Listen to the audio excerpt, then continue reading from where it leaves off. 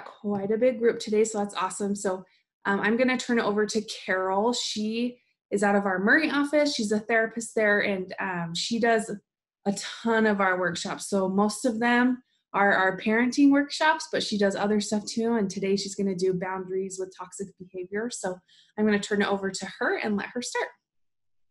Yay! Thanks, Heather. And as most of you know, this is going to be recorded because we're putting it on YouTube. So just so you know, it's recorded. So if you don't want you can mute your video, or you can, if you're going to comment, it will be in the recording. So if you want it anonymous and confidential, then put it in the chat.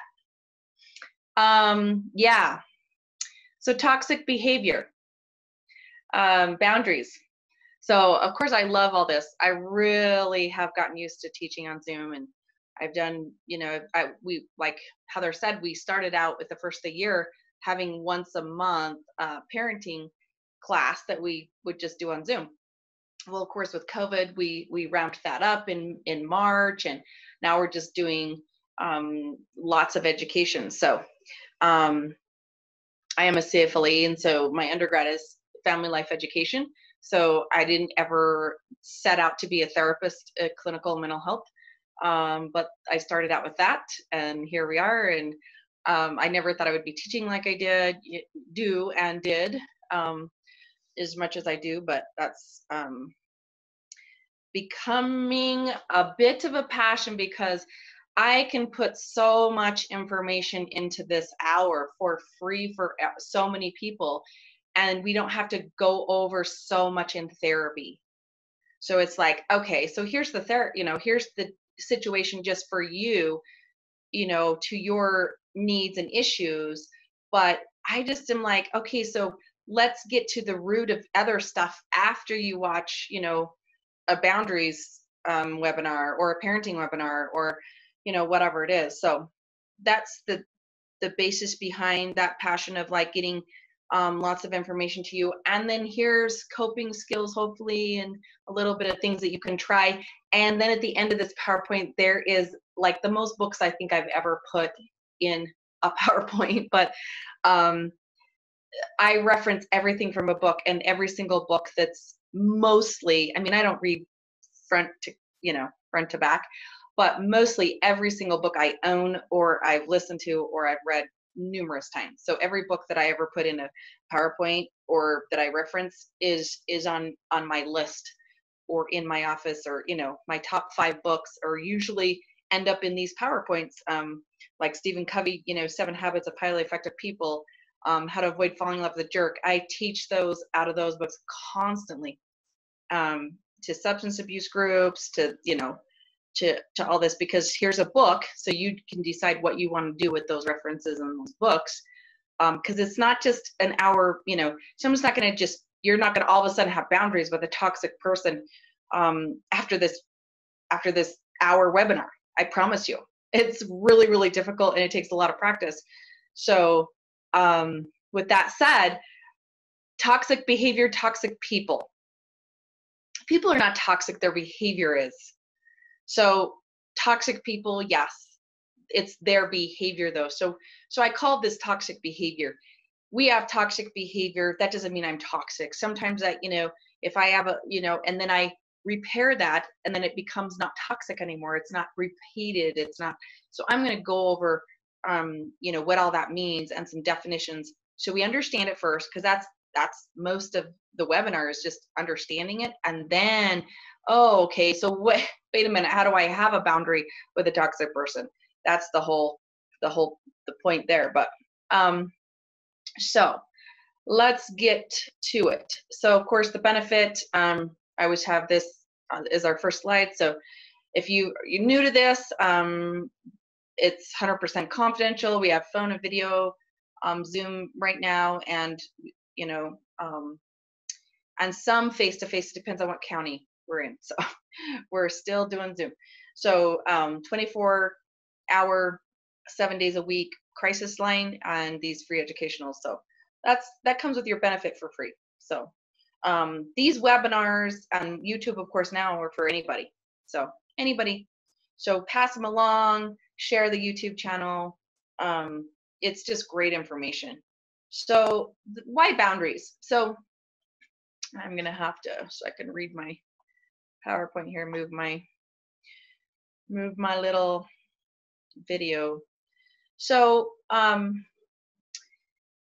so the thing is here in these red words is, it all sounds great to have boundaries so you can have better mental health and emotional health. Of course, you're going to avoid burnout and you're going to have better balance.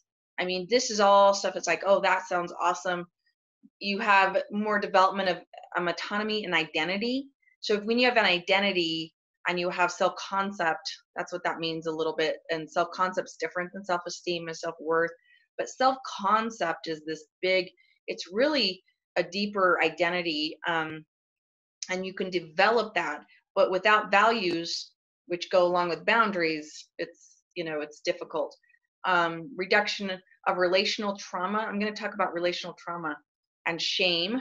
So of course, when you put up a boundary, you're going to have less shame and you're going to be more shame resilient. And I'll talk about that in a minute. That's researched. That's factual. So, so relational trauma is a series that I want to do next month. I definitely want to just talk about trauma. I recently listened to hours and hours and hours of a trauma workshop from Europe, and man, there's just so much that we know now how relational trauma relates to the body and how that all works. And this is what this is, because boundaries are not with just yourself, they're with other people usually. I mean, 90% of this is like, okay, here's my self-care boundaries of like, if I can eat 6 donuts today or not, is that a boundary, or is that just self-control? Is that self-discipline? That's self-discipline. But the first step about self-discipline, the first step is boundaries and balance. So if I'm not balanced and I don't have boundaries, I'm not going to have self-discipline. So do you see? I mean, it all goes around. So what are boundaries is what we're going to go over, why we need them. I'm going to talk about the triangle trap and the toxic behavior. If you can't see my screen, I'm just reading, I forget some people are on their phones, so I'm going to, go through these. And by the way, Heather will send you this PowerPoint, and I can send you this PowerPoint. You can email me, and then it will be on YouTube. So you can go through it again. If you can't see the screen, it's kind of important. And I've got some, handouts that sometimes I just put in a PowerPoint, but it will be really a handout because it's better just to print it off, But anyway, so, we got to talk about the triangle trap. Now that's a handout that that would be really good to have. And I actually talked about the triangle 2 weeks ago. So as a parenting class, it doesn't matter. You can watch that one. It's kind of geared to parenting, but it's really not. And you'll understand it in a minute when I talk about it. But the triangle trap is so essential.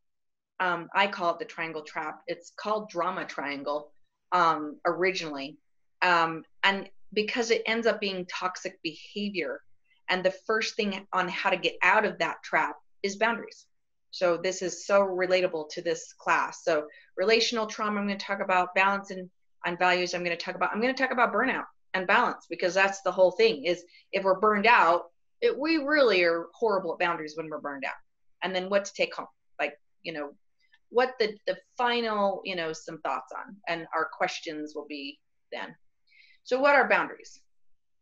So they're guidelines, they're rules, they're limits, they're protection, they're empowering, it's communicating. So we have to communicate those boundaries or we've lost it. So healthy personal, they're assertive, they're respectful, they're valuable, they're difficult, they're a dividing line. I love pictures that have like a fence. People think boundaries are walls, okay? I've got lots of walls, I hear a lot. I've put up so many walls, and I say, you know what, that's not a wall. That's a line in the sand. That's a boundary. So when someone says, oh my gosh, you have so many walls, you are so sensitive and this and that, and you just don't let anybody talk, you just have so many walls around you. I would beg to differ. I bet they would look more like a boundary to me. That's just a line. That's a fence. It's not a wall. Now there is people that have walls that are very, unhealthy in that. So their boundaries are modeling, and they're teaching, and they're respectful, and they're courageous.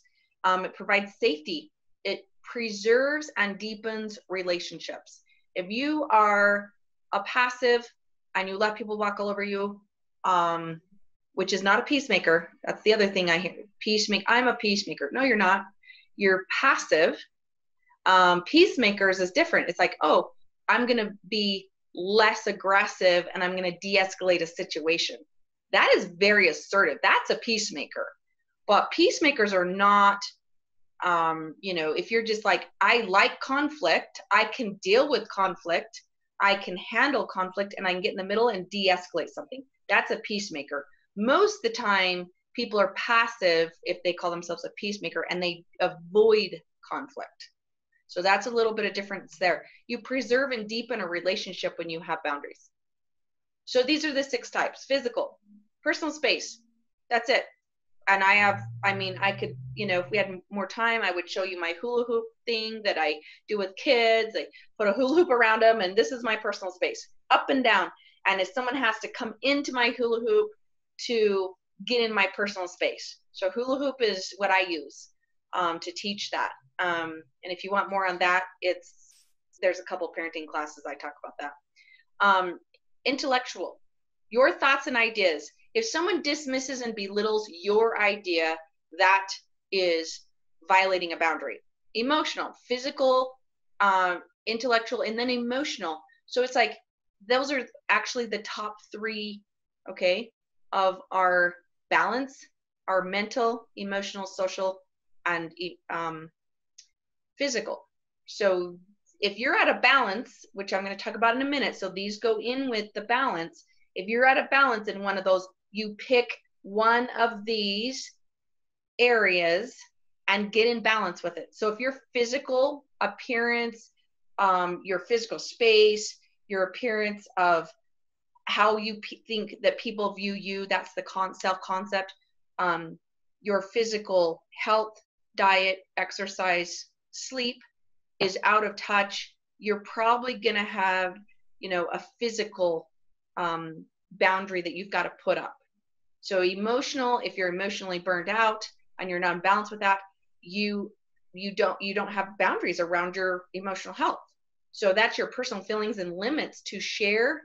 And then if someone invades that, that's where you have to put up a boundary. Sexual, that's emotional, intelligent, physical aspects of sexual unwanted pleasure. Material, that's money. Like, do I just, my possessions, my materials, your money, your time, your space, all that kind of stuff kind of goes all in together with that. Time, how time is spent or violated by another person. Time is a big one. Usually my clients pick that one, or emotional. That's the ones they're lacking in. So the tip is you pick one of these categories and just work on it for a month and try it and go, wow, what boundaries do I need to put around my emotional health or my time? And how do I say no? If I'm a little bit more passive, you're going to say yes, and you really mean no. That's kind of passive aggressive. So we're going to go over all that. So that's just boundaries. And there is a big, nice handout on this that explains it more, but this is just the basics, and that's all you need to know. Which category in the 6 types. Living big. So this is Brene Brown. How can we expect people to put value on our work when we don't value ourselves enough to set and hold uncomfortable boundaries? The key here is hold, set, hold, set, hold, set. And then they're uncomfortable. So she has always said, I loved one of the quotes that are my favorite are, if you're not uncomfortable, you're not growing. So if we're not uncomfortable, we're not growing. It's uncomfortable to go to therapy. It's uncomfortable to put up boundaries. It's uncomfortable to confront someone. It's uncomfortable, but we have to grow in that. And we have to set and hold, set and hold. And this is an ongoing process. So this is her research. Compassionate people had boundaries that combat resentment. So resentment is is one of the rooted issues. It's in your roots. Resentment always comes out in the roots. Shame is in the roots. Shame resilient people had boundaries in thousands and thousands of interviews, and now she's got 20 years of research. You can look her up. I've got her books referenced. If you've never heard of her, or I talk about her all the time. Shame resilient people. So shame is I'm a flawed person. Guilt is I just did something bad. Had boundaries. The people that bounced out of shame faster, they're the ones that had boundaries. Even with family members, even they've had to, cut family members off, but because of the shame. So when we live in a shame indulgent world, which we do 100%, we shame people, make fun of them, get angry. We do a lot of shaming in our society. Look around and you'll really see that. Bullying is an epidemic. That's called shame. I'm going to shame you. I can't have empathy for you and shame you at the same time. So there has to be boundaries around that shame. 100%. So what are boundaries and what are they not? This is what they're not. This is very, very, very important. And this is the basic top, few here. They are not to fix, change, or punish somebody. They're not to fix or punish or for the receiver or giver. It's not for punishment. We get that really messed up, and we want to punish the person, right? No. So the receiver, the violate, to shame, blame, or label, or guilt trip. So that's passive aggressive. So the first one's just aggressive, to punish, that's persecution, that's bullying, same, and that's in the triangle in a minute that I'll show you. And then the other one is just passive aggressive. You're going to bully, but in a blame, shame, label, guilt trip kind of way. That's super not passive. It goes into manipulation, because here's passive aggressive, manipulation, then vindictive. So they're not to be unequal, or they're not to be ignored. So I have my little weigh machine over here, and I thought, if I found that at a yard sale or at a thrift store, I'm a thrifter. I would buy that. That's cool. And I thought, okay, so here's the weighing. I always okay, here's aggressive, de-escalation, escalation. So I always see my clients in a very unequal situation. This person has a bunch of boundaries with you, and you have no boundaries with them, like ex-wives and ex-husbands. That happens a lot. And it's wow, that doesn't seem really equal. You have no boundaries around this. Right? And so it's not to be unequal, and they're not to be ignored. But that's the problem as we get into toxicity, is people that ignore your requests. And that's the difficult part. So they're not to be aggressive or passive. Once again, aggressive is opposite of assertive. So we're going to talk about that. They're not to be impersonal. They are very personal. They are your value systems. You put boundaries around what you value. And if you don't know what the value is, then you need to go print off a 250-page, value list that I have sitting right here. And here's the values. And you go through those and say, what are my values? What does trust mean to me? What does honesty mean to me? What does, success mean to me? What's my value system? And then find that, then put a boundary around it. That's what I do with couples all the time. So toxic behavior. It's behavior, okay? So here's the behavior behind the person, but it's behavior. It's just behavior. So they create drama and trauma triangle, which is a triangle of, I call trauma. Catman called it drama. It's not drama to me, it's trauma. It causes extreme relational trauma. And so I've just changed the name. It's his model, but I teach it all the time. Toxic behavior is manipulation. And like I said, here's passive aggressive, here's manipulation. Oh, step lower is vindictive. So watch out for that. That gets into my divorce poison book in the back. That's vindictive behavior and manipulation, brainwashing. So if you've come out of a divorce and you have this toxic behavior back and forth, which happens, look at that. use others to meet their needs. They need to be fed. So that's a personality disorder. So if someone needs to be fed, and I'm not going to go into personality disorders, I don't have time. That's a whole, like, I would love to do a class on that, but it's to understand what that means. A lot of people have been misdiagnosed with those. It's usually trauma based, not personality based, but they have to have someone else feed them, okay, for their needs. That's a narcissistic parent, for example. Being extremely critical, that's just aggressive again. 4 horsemen don't work. Criticism doesn't work. Being jealous, envious. So jealousy and envious, like, that's a sign of deep-rooted toxicity in their behavior. Abuse substances and self-harm, and are unwilling or unable to seek help. So it's continuous threats of self-harm and self-mutilation, with abuse of substances. You cannot have a relationship with someone that is impaired all the time, because when they're not impaired, they have to be able to, they won't seek help for that. Violations of your boundaries, jerk qualities. So the jerk book I mentioned, how to avoid falling in love with a jerk. It's my top 5. It's one of my favorite books. I taught out of it at UVU as in marital relations. It was just marriage relationship class, and we taught out of that book. And I'm going to go over because one of the top 3 jerk qualities is someone that violates your boundaries, someone that lacks dangerously emotional control, and someone that can't see your perspective. So the thing is about the jerk qualities is they violate your boundaries, and they're not going to see your perspective because they violate your boundaries. So it goes hand in hand. Someone that can't see your perspective can just be a thinking error. That's the first thinking error. It's you're an all or nothing thinker. So you can't see someone else's perspective. That's a jerk, and that's also toxic. It's really hard to have a relationship with someone that can't even see your perspective. And you put up a boundary and say, hey, this is my perspective. I need you to do this for me. And they can't even see it. And then they violate it.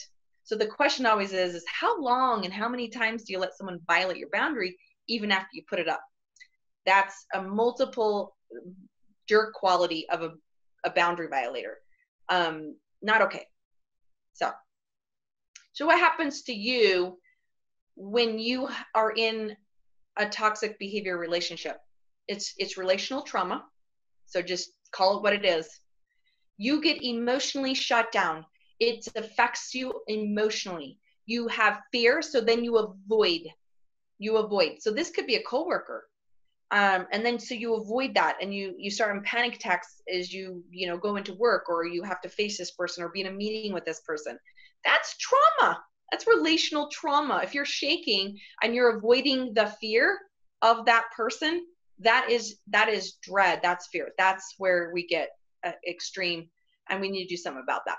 You're exhausted, you're drained, you're burned out. So that's why we have to talk about burnout. You're angry, your interaction is just usually exhausted and feeling angry while you're interacting with that person, and they'll drain you, and you feel bad and ashamed. So then you feel worthless. So that's shame. So I feel shame when you talk to me, when you interact with that person, and that person just shames you and puts you right back into worthlessness. That is not your, it's them putting you into shame. So you get stuck in the cycle to try to fix and care give, like we talked about. Like if you're a rescuer and you're going to fix, that is toxic, because you're rescuing the victim, which is the toxic person or behavior. And that's a syndrome. And I'm going to talk about a book about that. Lose your values. You don't have your self-worth around your values. You become burned out and you enter a syndrome, the codependent. So that's I'm going to fix and rescue, and then I end up becoming codependent on fixing and rescuing. And then you're going to be trapped. And that's the syndrome. That it's a serious issue, because it turns into, once again, relational trauma. So this is the triangle I've been talking about. So Catman came up with this triangle. This is 50s, 60s. There's many triangles to this that he's added. I have like, the cycle of violence. I have the cycle of addiction. I have the cycle, which is all triangles. The hero, the mascot, the lost child, the scapegoat, that's all the, your in childhood, your birth order, has to do with some of this. It's very, very interesting. And I love the old, the old models that we've used over the years with lots of research. So this is just a big overview. I don't have time to go over it. Like I said, I taught this whole class just on this triangle a couple weeks ago. So that's on YouTube. It's called the parent versus child triangle.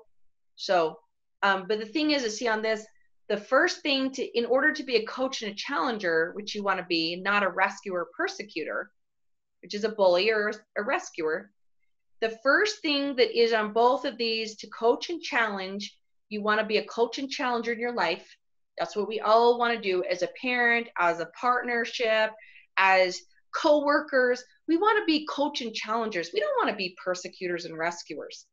But we tend to get in this trauma trap. And the first thing to get out of that is coach and challenge, is to set and state boundaries. It says right there. You have to active listen, and then you have clear expectations, which is boundaries, and then you provide choices. So those are the little steps on how to be a coach and challenger. And so that's that. So this is more of this. So you stop the drama by being a coach, challenger, and that's the thriver. So if you're an adult, okay, adult. But if you go into the parent-child role, when you're not the parent, or you're not, the child, which is, for example, a married couple, you're not parent-child relationship. You're two adults. So when you switch roles and go, oh, parent-child, then that gets really messy. It gets really it's just really not sexy. It's really hard to have a parent over another adult and put them in the child role. So that's what that is. It's the basis that one behavior and social relationship reflects as an exchange between the parental, which is the critical or nurturing, to the adult, the rational, and then the childlike, the dependent. So you become the codependent or the dependent on that relationship. Not so awesome. And this is how and then we have to decide how to get out of that conflict. So this is what happens. This is a little, the conflict concept is a stable pair can become destabilized by a third person. So you have a mother-in-law, you have a cousin, you have a coworker. So then there's three people in this triangle, and it's a big mess. And you're a persecutor, and you're rescuing the victim, or the rescuer is, rescuing the victim. And someone's got to get out of it. So this is what this does. A stable pair can also be destabilized by the removal of the third person. So a child leaving home, or the additional adding a third person can make an unstable pair stabilized by having a child. So maybe the birth of the child helps their marriage and helps their stabilization. And then the unstable pair being stabilized by the removal of the third person. So that always happens, right? So I have lots of couples come into me and they have an issue with a family member, let's just say. And that third person is so unstable for their stable. They're stable. They're pretty stable couple. But that third person comes into the triangle and they completely blow them up and put a wedge in between them. That's not okay. So that third person, but how do you, which is the toxic behavior, how do you get that wedge out from, being in the middle of a couple? Especially if it's a family member, mother, mother-in-law, father, father-in-law, cousin, sister, brother kind of stuff. That's what I usually have people come in with, like one of those, and then we go through this triangle. That's exactly what we do. So the normal functioning, what's your burnout behavior? We can't have boundaries. I'm going to switch now to burnout, because we can't have boundaries if we're burned out. And we can't have assertive behavior if we're in burnout. It's just we're sending too much cortisol to our body. This is the stress response system. So when we have really high cortisol levels, which is about 80% of Americans, honestly, that was back in the day, like not even through COVID. We are burned out people. So how do you, if you're burned out and you're not balanced, you don't have very good assertive behavior. That's, that's just in a nutshell some research. So of course, when our adrenal glands are burned out, when we're sending, hormones like that, and we can't combat them with the other ones, we are going to be in fight, flight, or freeze more often. We're going to be in the midbrain more often. It's going to send us into response more often. We're going to be more aggressive. And that's this next page. So burnout is cognitive. You can just read through this. I'll buzz through it. These are the 5 stages of burnout. Honeymoon stage was the first month of COVID. We were all in honeymoon stage. We were like, oh, yay, we get to eat, breakfast at dinner, and we get to have our pajamas on all day, and we get to work from home, and we get to do Zoom with our teacher. And it was honeymoon. It was fine. After about a month, it went into onset of stress. We are now currently in chronic stress because it hasn't been 6 months yet. This is a time frame. We are now in chronic stress because it's been chronic. And we have this, if you are saying, okay, with all these changes or with working from home, or, we just kind of go into this autopilot. And then we have these increased, this is where we have, when we get to chronic stress, we have cognitive attention process reduces, we have emotional issues, we have behavioral issues. The reason why I can say this is because things have gone up 500% to 5,000% with crisis calls, with sex trafficking, with suicide, with unemployment. You could list all of the behavioral reactions from chronic stress. So then we get into this, we have sleep disturbances, we're fatigued, we're having a lot more illnesses, our immune system goes down. So we want to prevent all this so our immune system goes up. And I'm all about the immune system because it's 99% connected to that cortisol, to our body of stress. And it just lowers and cramps our immune system so much when we're in chronic stress. Then we go into burnout. Then habitual burnout is years of burnout. So we got to just know that, because it's really hard to have boundaries when we're in that stage. So this is the balance. I've had this almost on every class that I've taught, because it's just, we got to remember where our balance is, remember. So go back to that list of, here's my list of what boundaries are and what categories I need to have boundaries in: physical, social, emotional, sexual, material. So look at that and say, okay, where am I out of balance?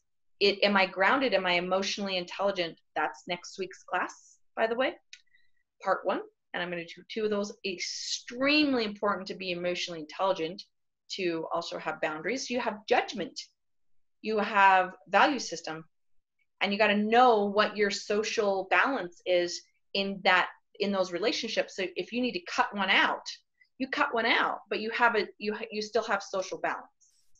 Okay. So back to that fight, flight, or freeze. Okay, so we have to understand what this is first in aggressive, passive, aggressive, passive. So I've already gone over it a little bit. So aggressive is just direct with disrespect. Passive is that I say yes when I mean no. I'm going to just stab you a little bit behind your back. I'm going to go into manipulative and vindictive. Passive is just freezing. So everyone else is right. You're wrong. Everyone else is right. Assertive.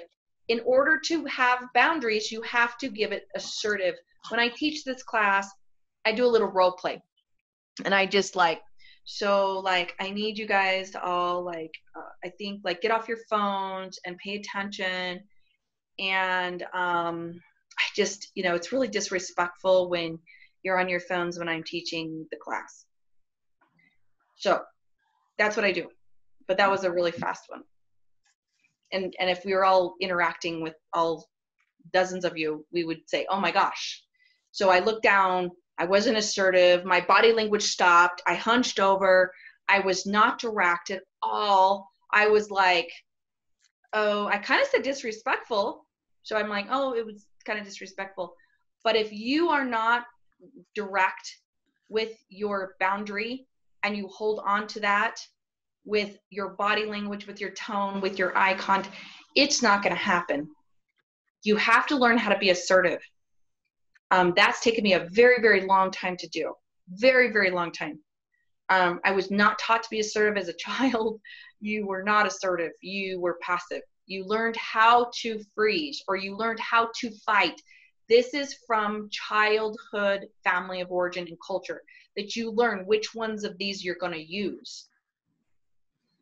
You will learn that. That's learned behavior. You have to unlearn it. That's what I'm going to do next week in emotional intelligence. You have to unlearn the emotion. You have to unlearn fight. You have to unlearn aggressive. That's an emotion. I'm aggressive. You have to learn assertive. You have to learn confident. That's a secondary emotion. I feel confident right now. I feel capable right now. I feel worthy right now. I feel peaceful right now. Those are words, and those are emotions that we have to learn to be assertive and unlearn the other ones. We have to unlearn our neural pathways. We have to unwire them. And that takes some work, but it's still possible. So I love it. So aggressive behavior, criticism, contempt, defensiveness, stonewalling. Stonewalling's passive, defensiveness is aggressive, contempt is passive aggressive, and criticism is aggressive. So these are all of just the last slide. You can see how each one of these go into the 4 horsemen. The 4 horsemen do not work. Gottman, 4 horsemen, he predicts relationship failure in 6 minutes because of these 4. Criticism is not necessary, any kind. You can argue with that we could argue about it all the time, about this constructive criticism. Contempt is just passive aggressive. You roll your eyes and go like, oh, and you insult the other person. Like, why would you say that? Defensiveness, you're just defensive. Stonewalling, shutting down, emotionally and physically. They don't work. It's opposite. Okay. So tips for reducing conflict. So this is how we de-escalate so we can put up a boundary. So when you put up a boundary with a person that violates it over and over again, because we're talking about toxic there, someone that violates your boundary over and over again. But the problem is you got to know how to put up the boundary first, even if they're toxic or not. You don't know that until they violated it over and over again, or that person blames you for when you put up that boundary. So this is just how to reduce conflict. So, you don't jump to conclusions. You go for the root issue. You really need to know what's going on with you. You logically self-talk. And so that's here. If you're burned out or fight, flight, or freeze, that's midbrain, remember? So here is where we self-talk. If you aren't here, do not say anything or do anything. Just take a break. You got to take a time out. You got to take a break and say, you know what? I'm going to stop this. This thought is going crazy, and I'm going to get upset and frustrated and irritated and disrespectful. So before I yell at you, or I call throat punch you as a joke, before I throat punch you, I'm going to step back 2 feet, and I'm going to say, you know what? I actually have a boundary right now. I need to take a time out, and we're going to have to talk about this after lunch. That's a boundary. If that person comes at you, this is my example of this, and that person is toxic because they are a bully, and they're like, no, we're not. We're going to talk about this right now, right here, now, because this is a joke. And what you do with that situation is you repeat yourself. No, you step back even 2 more feet, and you say, so no, because you're really upset and disrespectful right now, and you're yelling at me. So I'm going to have to talk to you after lunch. And you walk. After you say it twice, if you put up the boundary twice, if someone labels you, well, you're just a coward. Yeah, then now we're looking at a third party. So you bring in a third party, therapist, boss, someone to be a mediator. Okay. So how do you have them with toxic people? Well, you got to get out of the fear response. Your number 1 is, that's why I demonstrated that little body language. You got to feel, I need, and I will. I will do this, I feel this, and I need this from you. That is the only way you are assertive, is with those 3 statements. They've got to be in there. I feel really disrespected. when you yell at me. So I'm going to need to talk to you after lunch. And I will, discuss this, or we'll get to the bottom of this. So know your values with that. Don't let any, if your value is you don't allow people to bully you or yell at you, then you have to let them know. So potential. Do we go by potential or we go by patterns? So the person that's toxic, remember, is a repeated boundary violator. So they're patterns. Do you have potential that that person won't lie to you again and they won't violate your boundaries and won't take advantage of you again? That's potential doesn't work. We fall in love with patterns. We don't fall in love with potential. You'll get used. That's the jerk book too. You get used if you fall in love with potential. Just go by patterns. And those are facts. You can say to the other person, well, the fact is you violated my boundaries. The fact is you haven't paid me back for the last thing, so I can't loan you any more money. The fact is you have emotionally drained me over these years. So yeah, know your rights and rehearse and repeat, rehearse and repeat. So practice. I have people, if they need to have a crucial conversation, I have people write it down before they call that person, or it's all written down. So before you have a crucial conversation, and that's a book and it's in the back referenced, then we need to find that space that we're in our frontal lobes. We find the space that we can be self-talk, and we're present, because up here where we self-talk and reason and organize our brain, we organize our thoughts. That is present work. When we're in the future or the past and the hurt and the relationship trauma, the root issues of loss, grief, and trauma, we will not do well with putting boundaries up. We will not do well with holding our boundaries. We won't do well with not being as aggressive. So the thing is boundaries are not created to cause offense. So we think that it's offensive that we're going to offend the person, so we don't do it. Number one, really, is like, oh, I'm going to offend that person, so I'm not going to say how I feel or what I need. Now, if you need to just let it go, let it go. But if there's something that needs to be addressed because you're not sleeping, it's a close family member, it's someone that you have contact with all the time, you have to do this. Your body holds that memory of the relationship trauma. And you re-traumatize yourself, that's relational trauma, every time you go through that, or that person re-traumatizes that, and you re-traumatize the event, even though it hasn't happened, through the emotion. So it's emotional trauma due to relational trauma. That's really deep stuff.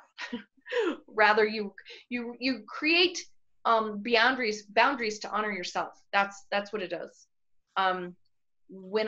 There's a list of like, okay, why we don't do boundaries. Well, we've already gone over that. We all know why we don't do boundaries. We are afraid of the outcome, the offense, the fear of rejection. That's a root issue. So we fear so much, but instead, what are we doing? We're living in fear. So we live in fear, which is a relational trauma, because it's emotional.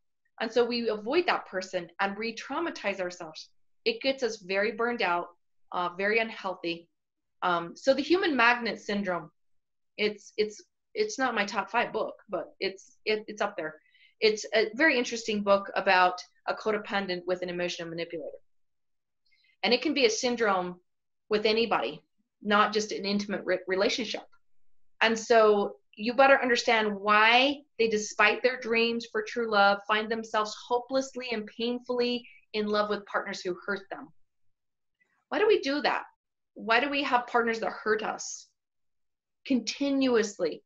It's usually defense mechanism of displacement. So the boss yells at you at work, so you go home and kick the dog. That's a defense mechanism. But this gets deeper. This is a syndrome. We magnify an emotional manipulator, and we are magnified. So that's the syndrome of that triangle too. It gets very toxic and trauma based. And then it's repeated and we're just in this cycle. So the triangle's like, oh wait, how do I get out of that triangle? You have to have boundaries. You have to be assertive, and you have to stop rescuing the victim. But that's really, really difficult. That's why we have abusive relationships that we stay in. Know your jerk qualities. So that's the jerk book.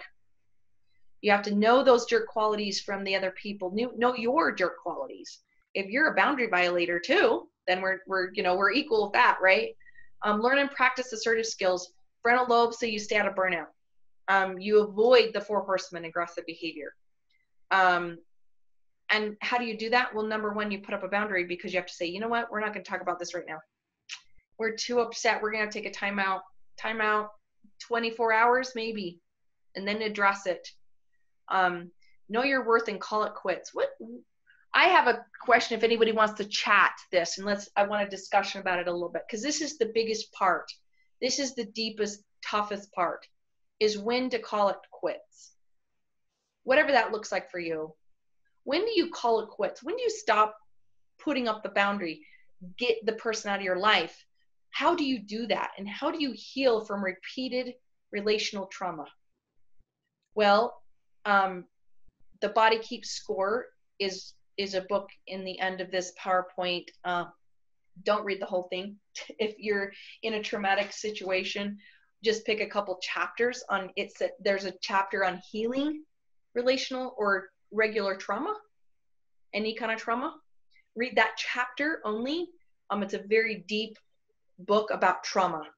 The Body Keeps Score. And that's right here in the bottom, by Van der Kolk. He's I think he's German, so I don't know how to say his name, but I've listened to him several times in the last couple weeks. And then, I have a hard copy of the book, and it's, an Audible. I listen to a lot of books that way, and then listen to them and read them at the same time. So Divorce Poison, that one's on the bottom there too. So how to know how to heal from trauma is that book. And it explains so much of how the body's connected to trauma and emotion. And so we've got to heal the body. It's not just the brain. And so that's after you call it quits, or after you put up the boundary, or after that person stops violating you over and over again. Because how do you heal and repeated relational trauma if the person is continuously doing it? That's my question. How do you do that when you've got a person in your life that's continuously doing it? And how are you supposed to heal that, or maintain it, or manage it? It's really just management. So that's my question. So let's have some questions answered and see what we can talk about here. Okay, so someone said, this is so good. I think we need more of this conflict type stuff and how to set boundaries. I could use a refresher course on this topic every month. Yes. Good. Someone said, can you share the YouTube link? So yes, I will be sending out the link to the this recording probably tomorrow morning. So just watch for that. It will come through your email. And then someone said, can you explain toxic behavior in workplace? Is it a triangle or a circle? Oh, it's a triangle, because it's usually 3 people.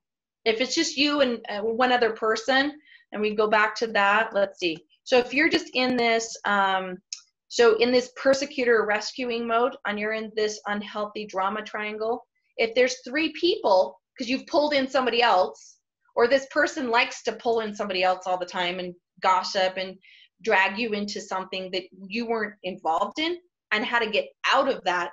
And this is a little bit of borderline, triangle. You can look up that borderline family. It's like, oh, and it's really passive aggressive. So here's a stable pair. Here's a person, at work, and you have a coworker, and then all of a sudden this third person completely, train wrecks the relationship. And that's just bullying, or you're rescuing the victim. And then they keep the victim in in that triangle. So in order to get out of that, is someone has to change the conflict and get out, which is usually a boundary. Like, you know what? I don't appreciate this behavior. This is not going to go on like this. and I'm going to get out of the triangle and stop your role of, being the victim or being the persecutor or the rescuer. Does that make sense? Hopefully. Then the next one says, how does an adult child go about enforcing boundaries with their parents who don't understand or respect them and aren't willing to truly try?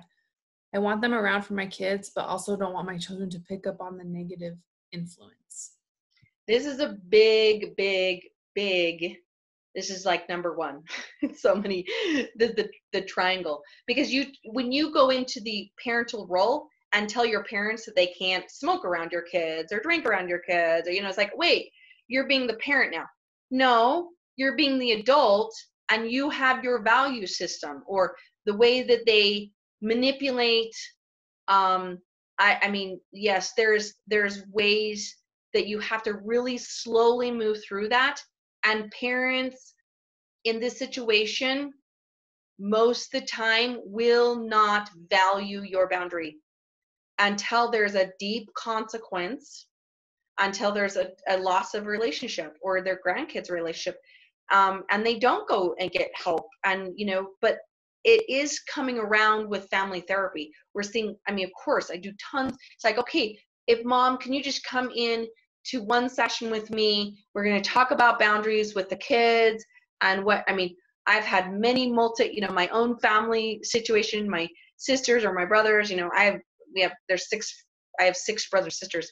So it's like, and how that's all, the dynamic of that, right? It's really, really challenging because you will have different family values and your wife or husband,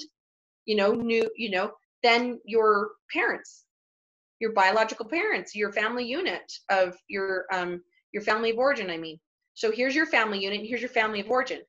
And then blending that, like, well, just how people have dinner together or, how they clean their house or how they step over boundaries. But you'll end up walking on eggshells. And I didn't put that book in this, but walking on eggshells is not okay. That's what happens when you're dealing with personality disorders. So it gets pretty tough. But repeating them, and then and then you go, you know what? I'm stepping out of this triangle. I'm not in this triangle anymore with you and dad. And our family unit has decided that this is the boundary, and we're sticking to it. That's all you can do. Okay, then you might have covered this, but is there a book that you would recommend on learning to be assertive? Crucial Conversations is in the back of this PowerPoint. Crucial Conversations is in my top 5. And so it's one of the most that I enjoyed teaching when I'm a certified mediator, and that's the book we use. And so it's Crucial Conversations. It's a win-win Covey 7 habits. It's a win-win habit, like how to get what you want. It has to be a win-win for me. And if I put up a boundary and it's a win-lose or a lose-win, heck no, right? You're just like, no. So Crucial Conversations, it teaches you how to get the thinking error story out of your head first. And that's a whole other, I'll do a thinking errors class for sure sometime soon, because I teach that 3 times a month for my other job. So I got that down. But thinking error stories get in the way of putting up boundaries because we have a thinking error. And so Crucial Conversations teaches you how to get rid of that behavior, of that belief system. And then you can be assertive with a crucial conversation. That is the best. It's just a book this thick. It's an awesome book. Okay, and then someone said, are there other classes where we can get deeper into this topic? Because I have the boundaries in parenting. That's already up on the, just parenting and boundaries. So if you're looking at parenting stuff, just to deal with parenting, that's there. Same kind of concept, but just for your kids. And if you want to go deeper, that's a therapy session, because you're going into a specific, like, I'm in a syndrome. If you're in a syndrome with somebody in your partnership, and especially intimate partnership, we need to look at that magnification and seeing what's going on there, and really do some deep therapy. That's a long-term issue, because it's you're in a syndrome. So when we're that deep, we need more help. But Okay, and you can call our office to schedule an appointment, or you can email me and I can call you directly and make personal recommendations too, whatever you guys want to do. And that's for everyone in here. I'm always open to scheduling. So let's see. Someone said, how do you set boundaries with a parent towards your spouse? And then someone said, yes, the disrespectful parent to your spouse is horrible to deal with. yes, it's like to me, in practice, it's the biggest issue. The parent that wants to come over and clean the house and they don't want them to, or the one that wants to tell you how to. So basically you're in a triangle with them and they're so this is how I describe it. This is meshed. This is normal in a relationship, in parenthood, and marriage, in a partnership, whatever you're in. This is just meshed. You're good. You're meshed. You are friends. You are healthy. This is enmeshed. It's not healthy. That's what happens in a triangle with a parent and an in-law, or with a marriage. So you're in a triangle. So that triangle that's on that, this triangle right here this is just tips exactly how to get out of it and how to not stay in it. But this is what, if you're providing, support and rescuing because you're anxious and guilty, you feel guilty. So, or you're critical and puts the other ones down. So when you have a parent that's putting the other adult down and critical and rigid thinking and bossy and domineering and, oh, we have to do it this way. And this is how our vacation's going to go this year. And you have to do it this way and this way and this way and this way. And then once you say, you know what, Mom, we're not going this year. And that really makes me sad because your kids, your grandkids, and us will miss you tremendously. You just got out of the triangle. Someone has to have that conversation. But because of the triangle, it's like, and so enmeshment doesn't work in a marriage, in a partnership. You've got to you're the child and that parent has to stay in the parental role. But when we switch roles and you have to be the parent, and then that parent goes into the child role, that's where it gets really toxic. But here's disconnect. It's not necessary. Like here's disconnect. Oh, here's meshed. Perfect. But here's disconnected. But when there's someone that is refusing to get help, remember, the toxic behavior is this. You have to look at this list. Toxic behavior is someone that's jealous, envious, critical, wants to be needy, self-harms and makes you feel jealous and is unwilling to get help, and they violate your boundaries. So if they're on this list, if they're doing most of these, we've got a serious enmeshment problem. And that's when you have a mediator, you have a therapy session, you sit down and go, Mom, we're going to have a little intervention here. This has got to stop, or we have to take a break. Doesn't mean I don't love you. Doesn't mean I'm going to disown you. We don't have to stop talking and go really extreme. We just have to go, I'm too enmeshed. We got to pull ourselves out to here to save our own family unit. Your family unit is way more important. And sometimes you have to disconnect enough to get healthy. So there is no, it's like, oh, but they're family and you don't just, no, that's just rescuing. So it doesn't matter who they are, if it's a parent or if it's your child. I mean, when I'm doing substance abuse and I've got a young kiddo, a young guy, young girl, and their parents have they've had to come out here because it just, until that person got healthy because they were abusing substances. So yeah, I get real crazy about it. But anyways, we're out of time. I have a couple more questions, but it is after 1. So I just want to thank everyone for being here and remind you that I will be sending out this recording probably tomorrow morning. So just watch for that. And you'll also get the PowerPoint slides in a PDF form as well. So if you don't get that by tomorrow afternoon, just shoot me an email, but you should all have it. Okay, let's go to the next one. So someone said, how do you keep your parent from reverting and crossing your family boundaries after showing some improvement? Oh, they will. You can't. Absolutely. This is a lifetime of root issues. This is a lifetime of trauma. in the root, the tree root issue. So there, you're going to congratulate them and celebrate the improvement that they did have, especially in parenting. Same thing. Wow, I see that you've improved, and I really, and then you just celebrate and you go real exciting, get really excited about that parent or that person going, I've really noticed that you've tried, and I really appreciate you following my boundaries, even though you can't see my perspective sometimes. It's been better, and I really have noticed that you've been better. Is there something going on why it's you've had it's called a relapse, so in behavior. So you've had a relapse, and it's like, you know what, this is a long-term neural pathway, behavior. You don't just rewire the brain in 3 months. You rewire the brain in 5 years. So 5 years in changing that behavior.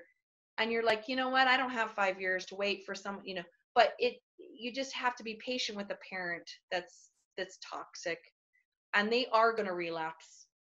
And so does everyone with some things, right? So you just have to be like, you know what, I got really aggressive with you and I relapsed in my anger and I got mad at you because you're not listening to me. And so then you have to own it, repair it, and move forward. And it's just repair and say, okay, we're not going to be perfect, but let's repair that and let's keep working on this. And then you restate the boundary. This will not happen again. Do not yell at me like that in front of my kids, or I will have to take a break from you.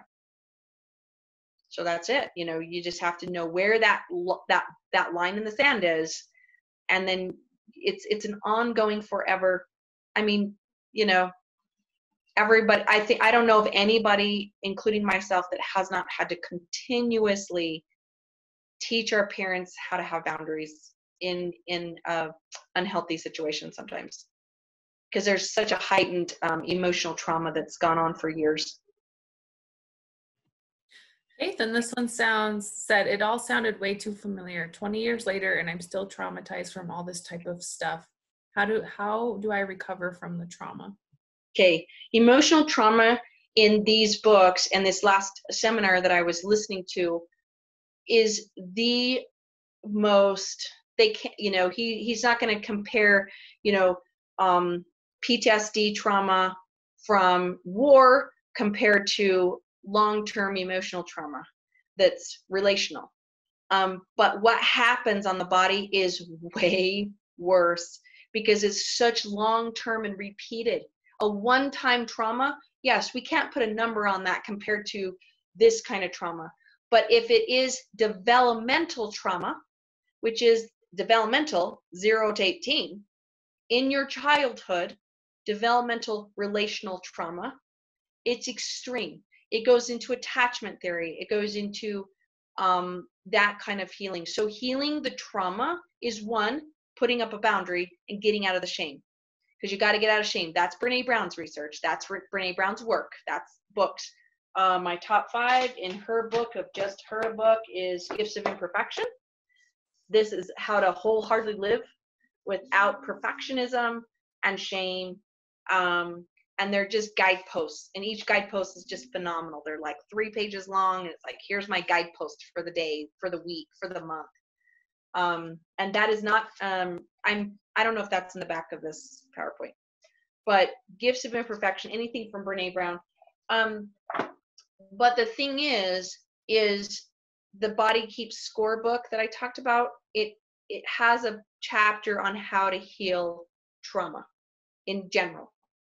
So yeah, if you've got 20 years of developmental relational trauma and then 20 years of, relational trauma after you're 18, so into your 40, which happens because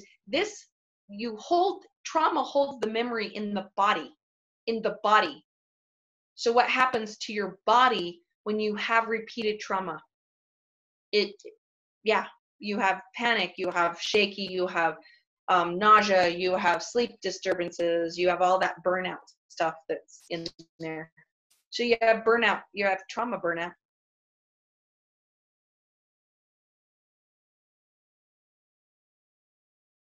Okay, and then the last one said, where'd it go? Sorry, guys. you should probably do it with trauma. In research shows when you have support, you heal through trauma. So this one says, how is being critical of yourself toxic?